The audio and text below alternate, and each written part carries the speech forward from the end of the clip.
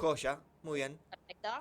Chicas, ¿me quieren contar cuando hablamos de cardiopatías congénitas, de qué estamos hablando? Bueno, cuando hablamos de cardiopatías congénitas, hablamos de las malformaciones más frecuentes en los recién nacidos, las malformaciones graves más frecuentes, y una de las principales causas de mortalidad infantil. Tal es así que uno de cada 7.000 niños recién nacidos vivos tienen algún tipo de cardiopatía congénita, y lo más importante es que el 30% de esas son graves y que necesitan algún tipo de intervención dentro del primer mes de vida, y que en un 80-90% de las cardiopatías congénitas graves se pueden detectar previo al nacimiento. Bien. ¿Y cuántos tipos de cardiopatías, cuántas ramas hay dentro de las cardiopatías congénitas? Bueno, muchísimas, porque cada paciente es diferente. Bien. Las cardiopatías uno las puede hacer múltiples divisiones de acuerdo a los síntomas del paciente, de acuerdo a la gravedad, de acuerdo al pronóstico. Nosotros por ahí, para que sea más sencillo a la población, las dividimos en leves, en moderadas y en graves. Y un poquito es lo que decía antes, que estas cardiopatías graves, que son el 30% aproximadamente, el 30% son moderadas y el 30% son graves, necesitan algún tipo de intervención dentro del primer mes de vida. Las moderadas dentro del primer año de vida, y las leves son aquellas que pueden tener el niño durante toda su vida con alguna intervención o sin necesidad de intervención. También las podemos dividir de acuerdo a los síntomas del paciente, si el paciente tiene distintas manifestaciones, si el paciente tiene signos de insuficiencia cardíaca, o sea, falta de aire, dificultad para hacer sus actividades diarias, o si tiene cianosis, por ejemplo, que es los pacientes que se ponen de color azul. No todas las cardiopatías son exactamente iguales, y dentro de una misma cardiopatía existe un amplio espectro de manifestaciones clínicas y de anatomía también. Y perdona por la pregunta, por ahí va a resultar un poco ignorante, pero ¿cómo y cuándo surge la patología en el niño? La patología surge, muchas de ellas las cardiopatías congénitas, porque existen cardiopatías que Sí. son cardiopatías adquiridas o evolutivas, pero el corazón se forma en las primeras 8 semanas de la etapa prenatal, o sea que ya en los primeros 2 meses de vida fetal ya la cardiopatía se generó. Existen algunas que son cardiopatías evolutivas, que en los primeros meses pueden ser leves y que con el transcurso, digamos, del embarazo pueden ir empeorando, pero ya en las primeras 8 o 10 semanas de vida ya el corazón se forma y ahí se establece la cardiopatía que va a tener el niño, el bebé. Silvina, te pregunto a vos, contame un poquito y contarle a la gente también cómo, quiénes forman Congénitas Rosario. Nosotros estamos conformados por un grupo de padres. Sí, Actualmente somos papás de acá de Rosario, de todo el cordón industrial, y sí. obviamente también nos acompañan las chicas de Buenos Aires, que fueron ellas quienes arrancaron hace un poco más de 10 años con todo el tema de la ley.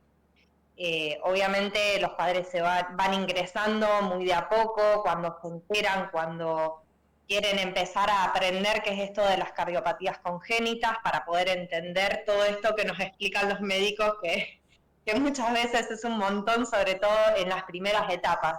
Obvio, obvio. Y Silvina, ¿cuántas familias se integran Cardio Rosarios?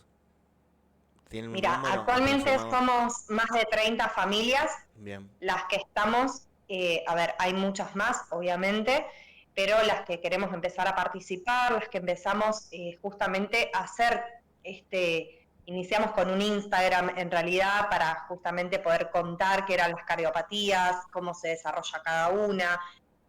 También tenemos un grupo de WhatsApp con los padres en donde vamos por ahí eh, plasmando nuestras dudas, cosas que nos van pasando, cosas que nos suceden habitualmente, para poder tratar de ayudarnos de alguna manera, y también calmarnos en otras, porque bueno, todo esto que por ahí nos van contando los médicos, preocupaciones nuestras, podemos ir hablándolas entre nosotros y por ahí ayudándonos también unos a otros. le vamos a preguntar a la doctora, Lucrecia, ¿la cardiopatía congénita es algo genético o no? Tiene distintos componentes, en realidad es multifactorial. Bien, un sustrato que es genético, eso es verdad, pero también el factor ambiental juega un papel muy importante. Entonces, nosotros siempre consideramos que tienen mayor predisposición a tener una cardiopatía congénita aquellos pacientes que tienen algún componente genético, esto es, componente genético, digamos, que se puede ver demostrado, por ejemplo, un hermano con una cardiopatía, padres con cardiopatía, antecedentes de otras malformaciones, o que tiene algún factor de riesgo de la madre, del bebé o de la familia, o sea, por ejemplo, las mamás con diabetes, las mamás con algún problema de salud, pero en realidad las cardiopatías se desarrollan fundamentalmente en las mamás o en los fetos que no tienen ningún factor de riesgo. Por eso es tan importante el trabajo de las mamás, de las familias con cardiopatía, en hacer que esto se conozca, porque esto permite que todos los pacientes puedan tener un diagnóstico precoz de la cardiopatía congénita, porque justamente están dados en aquellos pacientes que no tienen ningún factor de riesgo. Pero es multifactorial, o sea, es un componente genético y un componente ambiental. Recién ahí te escuchaba el componente ambiental. ¿A qué te hace referencia? ¿Al clima? No, a los factores de riesgo a lo que está expuesto la población. Bien. Por ejemplo, factores que son demostrables y otros factores que no.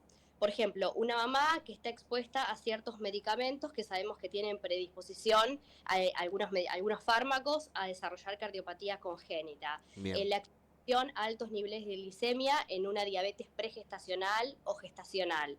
El consumo de distintas sustancias, cigarrillos, cocaína, marihuana, bueno, todos esos son factores ambientales. Y a veces, dado en una paciente que tiene un componente genético, bueno, puede ser el gatillo. Y otras veces no existe un componente genético conocido, y también se puede desarrollar la cardiopatía congénita. Lo que es importante también decir es que aproximadamente un 25% de las cardiopatías congénitas, un poco más del 25%, pueden ir asociadas a otras malformaciones. Por eso es tan importante estudiar al paciente completo y que el niño no es un corazoncito con patitas y bracitos, sino que es todo un niño completo y que hay que estudiar todos los órganos. Me parece muy bien. Mamás, no, Lucrecia, no sé si sos mamá, ¿no? Sí. Bien. Me dan el diagnóstico de la patología de cardiopatía congénita. ¿Cómo seguimos después? ¿Qué hacemos? ¿Dónde vamos? ¿Cuál es el primer paso que tenemos que dar como padres? Bueno, justamente el grupo de las mamás con cardiopatías congénitas, a nosotros los médicos nos sirve muchísimo, porque dentro de ese grupo, digamos, no somos muchos los cardiólogos pediatras que trabajamos en Rosario, y las mamás de esa forma pueden plantearse entre ellas las inquietudes, y a nosotros a través de alguna mamá que tiene más contacto con los médicos nos pueden llegar esas inquietudes.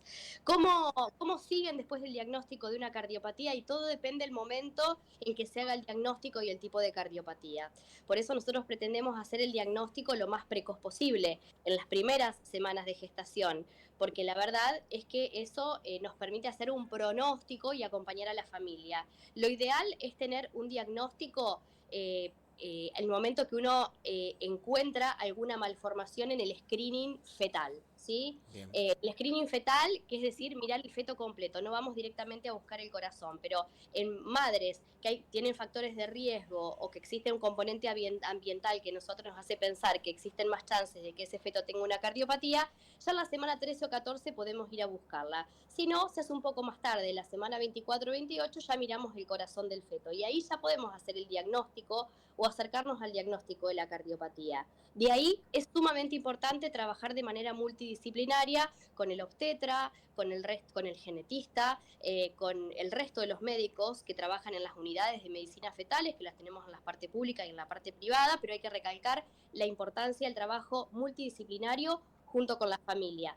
¿Para qué? Para si decidimos seguir adelante con ese embarazo, porque la cardiopatía es su única malformación, porque la familia está decidida a afrontar la situación, para que ese bebé pueda nacer en un centro de tercer nivel. Esto es que de acuerdo a la gravedad de su cardiopatía, si es leve puede nacer en cualquier lugar, pero si es una cardiopatía moderada o severa, que nazca en una institución donde exista una neonatología acorde a los cuidados que se le puedan dar a ese niño, donde se le pueda instaurar el tratamiento de manera precoz y donde exista cirugía cardiovascular.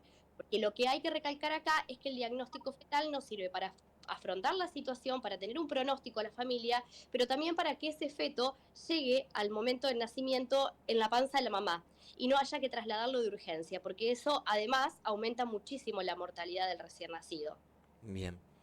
Silvina, ¿cómo recibiste la noticia? ¿Me querés contar tu historia? ¿Cómo te dieron la noticia y qué pasó? ¿Qué fue? Me imagino que fue así una adquisición de información en horas, ¿no? Nosotros tuvimos todas las instancias para conocer cualquier tipo de diagnóstico que podía tener y aproximadamente al 7º mes le dije a mi obstetra que el bebé se agitaba dentro mío. Era mi primer embarazo, no tenía ni idea qué significaba eso y probablemente me dijo que eran contracciones. A la semana me hago una ecografía común de rutina y me detectaron que el bebé tenía el ritmo cardíaco demasiado elevado. A la semana me hago otro ecocardio y me fui a internar. A los 15 días, después de las 32 semanas de gestación, nació mi hijo. Se falaneó directamente, le hicieron 3 cardioversión, pero literalmente como mamá, en este momento sinceramente no entendés nada, porque todo esto maravilloso que nos explica Lucre, en ese momento no tenés tiempo de pensar, no sabes qué va a pasar, no sabes qué es realmente lo que está pasando. Por eso también el hecho de formar este grupo, de poder ayudar a esos padres que en realidad pasan por una situación de no saber, no entender realmente en qué situación se encuentra uno. Entonces, conociendo previamente, más allá de lo que en ese momento nos digan los médicos, poder tener ese contacto, ese primer contacto con otra familia que pasó por lo mismo, que no entiende realmente lo que está sucediendo ahí en ese momento, que por ahí te dicen, bueno, te tengo que trasladar a Buenos Aires, te tenés que ir a internar, el bebé nace o nace, así nos decían a nosotros, nace o nace. Es un momento de mucha tensión para los padres, para el bebé y los médicos que obviamente tratan de explicarlo lo más tranquilos posibles, pero bueno, los nervios que se pasan como papá, como mamá, son tremendos. Silvina, desde tu experiencia, ¿vos creés que falta información en los centros de salud públicos o privados sobre esta patología? En realidad no es en los centros de salud públicos o privados, es en la sociedad en general. Bien, Yo sabía que podía ser una cardiopatía, yo me imaginaba a una persona adulta que tenía problemas en el corazón, porque es más o menos que venía por ahí, sí. pero realmente no sabía qué eran las cardiopatías congénitas, qué conlleva todo, qué cuidados hay que tener tanto en los embarazos como qué estudios hay que hacerse en los embarazos, esta constancia de que, bueno, estoy embarazada, ¿qué es lo que tengo que hacer? Primero y principal, ir a un médico, hacer los controles, no dejar pasar los controles, porque eso también es importante. Apoyarnos en los médicos, obviamente, siendo público, siendo privado, siempre indagar en esto de hacer el screening, el ecocardio, que es sumamente necesario. Lo que es importante decir para los médicos Sí, es que la cardiopatía, lo ideal es que el diagnóstico sea prenatal, antes, digamos, del nacimiento. bien, Realmente, con una consulta no es suficiente para poder explicarle a los padres, obvio. porque digamos, a veces el diagnóstico no se puede hacer. Vemos que el corazón del feto es muy chiquitito, estamos hablando del tamaño de cuando uno puede diagnosticarlo un poquito más grande que una lenteja, o sea, es un corazón muy pequeño realmente. Entonces, es muy difícil poder llegar a un diagnóstico de certeza en las primeras semanas de gestación. Entonces, en la primera consulta tal vez la podamos detectar, pero no le podamos poner un nombre y apellido, ni podamos saber la gravedad. Entonces, estas cardiopatías terminan siendo evolutivas. Entonces, es todo un acompañamiento que termina el momento en que la paciente tiene que ir, digamos, a tener a su hijo a término en lo posible, porque hay que llegar que el embarazo llegue a término, porque si no, además de la cardiopatía, agregamos un factor de altísima mortalidad, que es la prematurez, por eso recalcamos esto tanto de que el embarazo llegue a término, Sí. que puedan hacer en un lugar de tercer nivel, ¿sí? Eso es sumamente importante y no requiere una sola consulta, requiere de muchas consultas con el cardiólogo pediatra que hace la ecografía fetal. Pero otras veces el diagnóstico, desafortunadamente, lo hacemos en la neo, lo tenemos que hacer en la neo, y ahí sí también es un balde de agua fría, porque hay que hacer el tratamiento de manera inmediata en un bebé que se creía que era sano. Bien. Hay que trasladarlo, hay que operarlo dentro del primer mes de vida, por supuesto estamos hablando de cardiopatías complejas o moderadas. Entonces hay que acortar el diagnóstico, el tratamiento, y que los padres pasan de tener a un bebé sano a un bebé enfermo en cuestión de minutos. Por eso es tan importante poder hacer el diagnóstico prenatal, porque es para el diagnóstico, para el tratamiento, para que el bebé nazca en la institución que corresponde, pero también para que las familias puedan procesar y puedan acompañar, digamos, al médico y el médico a la familia en todo este proceso que es larguísimo, porque los pacientes con cardiopatía congénita no se curan, sino que las cardiopatías se corrigen, y esto lo recalcamos, no es que lo operamos y el paciente tiene un corazón nuevo, claro que no, son patologías que todas quedan con algún tipo de lesión residual, que muchas veces tienen algún tipo de daño neurológico, porque dentro de la panza la circulación no es normal, y que van a necesitar del control de un cardiólogo pediatra o un cardiólogo pediatra que haga cardiopatías congénitas del adulto, porque ese niño va a crecer durante toda su vida. Así que es tal así que estos niños y las cirugías cardíacas y las técnicas quirúrgicas y el postoperatorio y el diagnóstico ha mejorado tanto que dentro de muy poquito tiempo los pacientes con cardiopatías congénitas van a ser más adultos que niños, va a haber tantos más adultos como niños, y eso tiene que ver por los avances que hay en la medicina. Así que los cardiólogos de adultos también se van a tener que acostumbrar, hay una rama especial que es las cardiopatías congénitas del adulto para estos pacientes. Silvina, ¿nene o nena? Nene. Nene. ¿Cómo se llama? Camilo. Nació Camilo, fue a la neo. ¿Qué pasó después? ¿Cómo siguió la historia?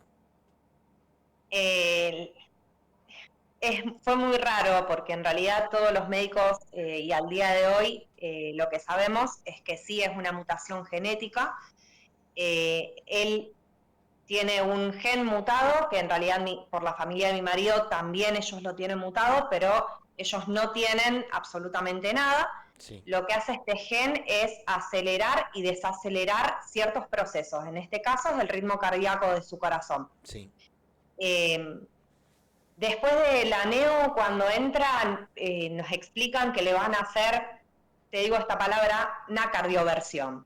Sí. Cuando nosotros nos hablaron de eso, dijimos, bueno, sí, no entendíamos que era una cardioversión. Después nos acordamos en todas las películas, cuando uno ve en una película que agarran un desfibrilador, se lo ponen en el pecho a un bebé recién nacido, básicamente, y le hicieron 3 veces, no revirtió, así que cuando salió de la neo nos fuimos automáticamente a Buenos Aires, sí, hicimos el estudio genético, hablamos con un arritmólogo de allá, y ahí fue a esperar y ver qué era lo que pasaba. Le dimos varias medicaciones, él nunca revirtió su situación, sí. De hecho al día de hoy tampoco lo hace, pero bueno, el año pasado, en el mes de octubre, fuimos a hablar con un médico también en Buenos Aires, con un electrofisiatra allá, que nos dijo que él no va a revertir, o sea, él no necesita hoy por hoy medicación, porque él no va a revertir esa situación de que su corazón tenga taquicardias, pero que él puede seguir viviendo. Obviamente, su riesgo de vida pasó de ser de 1 año, como es en lo normal en cualquier chico, acá corregime, Lucre, si estoy bien o estoy mal, el riesgo de él fue hasta los 3 años, su riesgo de vida. Bien. Pero que hoy puede llevar una vida totalmente normal. Obviamente, como dice Lucre, vamos a seguir con los controles. Dependiendo de cómo él se evolucione, puede hacer deportes totalmente normal, puede comer cualquier cosa. Obviamente siempre tenemos ciertos cuidados. Esto también es bueno aclararlo. Todos nos tenemos que cuidar con las comidas, nadie tiene por qué estar comiendo siempre con tanto aceite o frito o con mucho pan, porque tampoco es bueno. Todos tenemos que hacer deportes. Los chicos con cardiopatías también pueden hacer deportes, obviamente cada uno dependiendo de cómo se encuentre en ese momento. En el caso de querer hacer un deporte que ya tenga que tener mucha más carga horaria, por ahí más riesgo físico, obviamente ahí se va viendo con los médicos que hasta dónde puede. Ahí quería llegar a ese punto. Lucrecia, un niño, un chico, un adolescente con una cardiopatía, ¿qué deporte puede hacer? ¿Qué actividad física puede hacer? ¿Cómo es su vida viviendo con una cardiopatía congénita? Depende del tipo de cardiopatía que tenga, depende del tipo de cardiopatía que tenga. De todas maneras, aún las cardiopatías más graves, que son aquellas cardiopatías, porque existen las cardiopatías que está la estructura del corazón mal y que requiere de varias cirugías para arreglarlo, por decirlo de alguna manera, y como en el nene de Silvina, que es una cardiopatía más de la actividad eléctrica, del sistema eléctrico del corazón. Sí. Todas las cardiopatías pueden hacer algún tipo de actividad física. Te diría que hay 5 o 6 excepciones donde están contraindicadas las actividades físicas, pero son pacientes realmente muy graves, que son ni siquiera los que nos van a llegar a nosotros al consultorio por un apto físico. El resto de las cardiopatías, aún aquellas que tienen lo que es la fisiología univentricular, que quiere decir que el corazón no tiene un lado derecho y un lado izquierdo, sino que funciona como una cavidad única, porque necesita, después de 3 cirugías, se puede establecer este tipo de circulación, que es hasta ahora la única manera con la que pueden vivir. Estos pacientes, que son los más graves por su tipo de fisiología, tienen que hacer actividad física, porque realmente la musculatura, uno tiene que pensar que tanto el tórax como el corazón funcionan en espejo, entonces la respiración también ayuda a que el corazón se pueda contraer y también ayudan los músculos del cuerpo, por eso es que un paciente tiene que hacer actividad física para que todo funcione como una gran bomba, por supuesto que adaptado a su clase funcional. La clase funcional es el grado, digamos, de paciente, de que se canse o no se canse, que se agite o no se agite, que se ponga azul o no se ponga azul. Pero siempre existen distintos tipos de actividad física adaptada al paciente, porque nosotros tenemos que controlar que ese paciente haga actividad física y que no se ponga gordito.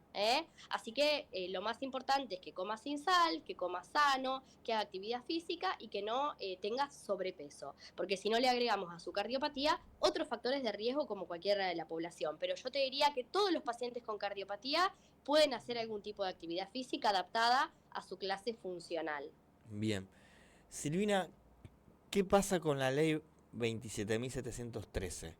¿Está ya en acción?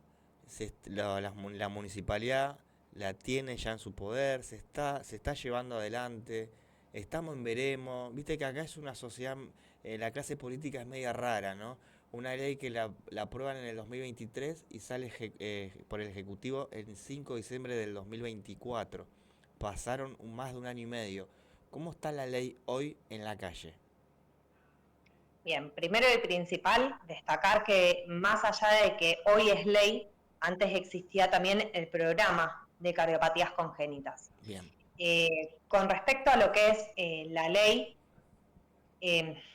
a ver, yo te lo pongo, por ahí Lucre te lo puede contar más de la parte médica, pero desde este lado, desde el lado de padres, es como que hay que seguir peleándola mucho, tanto en lo público como tanto en lo privado. Bien. Sobre todo en lo privado. Hay que lucharla. Hay que lucharla porque las obras sociales, las prepagas, muchas veces no quieren costear los estudios que son necesarios y lo dicen por ley. Y la gente, a ver, el tema este de poder transmitirlo, de poder hablar sobre esto, es decirle a todas aquellas mamás que tienen que hacerlo. Se atiendan en hospitales públicos, en privados, tienen que hacerlo y tienen derecho a hacérselo. Esto es lo importante, porque es cuando justamente una obra social, una prepaga te dice, ay, pero esto no te lo cubro. No, me lo tenés que cubrir. Es por ley que lo tenés que cubrir, porque todas las personas tenemos en todas las etapas, gracias a la ley, la forma de descubrirlo.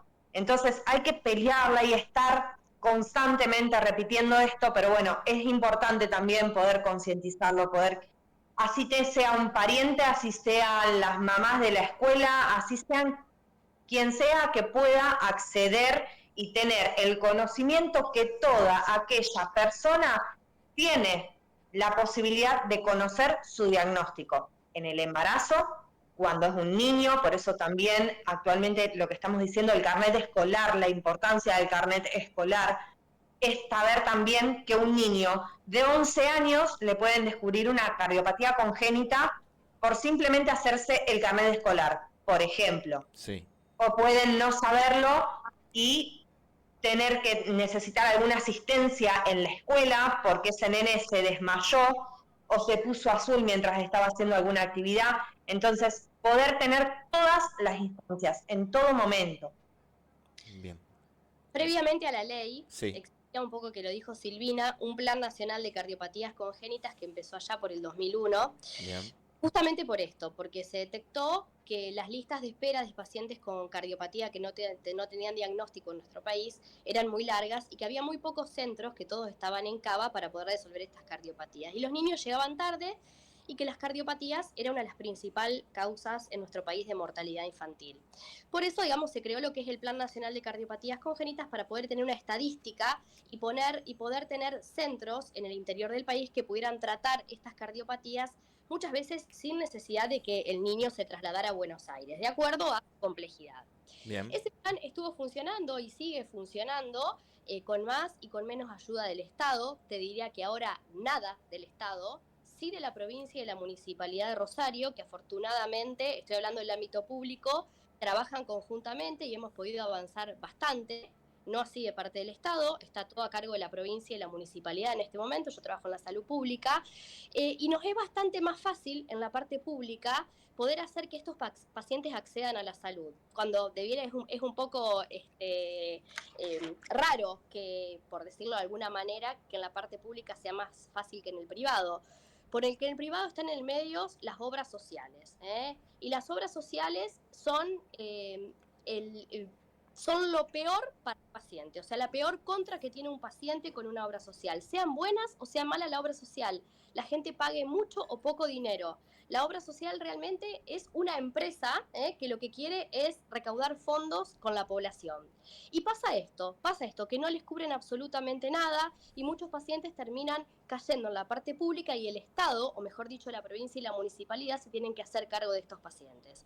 Entonces, cuando tener una obra social uno lo vería como un privilegio, en algunas cardiopatías, como con las cardiopatías congénitas, realmente termina siendo en detrimento de la atención del paciente, simplemente porque existe del lado de las obras sociales un interés económico, y eso es real, por eso es tan importante que la gente discuta las obras sociales, que esto es ley ahora, lo que fue un plan en algún momento, ahora es una ley, y que realmente se debe cumplir. O sea, el diagnóstico prenatal y poder tener un ecocardiograma fetal es ley, y se lo tienen que hacer todas las embarazadas, tengan o no factores de riesgo, porque la mayoría de las cardiopatías nacen en niños y en fetos y en madres que no tienen factores de riesgo.